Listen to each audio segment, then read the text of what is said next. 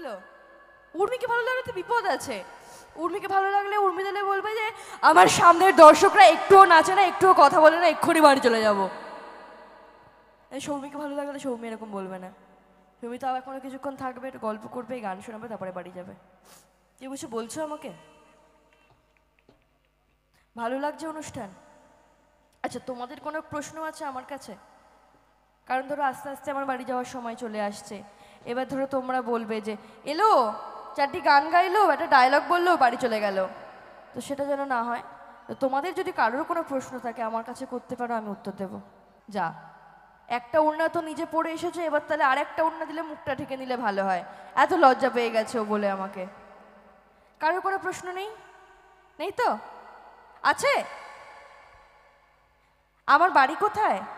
আমার বাড়ি কলকাতা টালিগঞ্জে। বড় বড় টালি পাওয়া যায়। টালিগঞ্জে তোমরাও থাকো? আচ্ছা।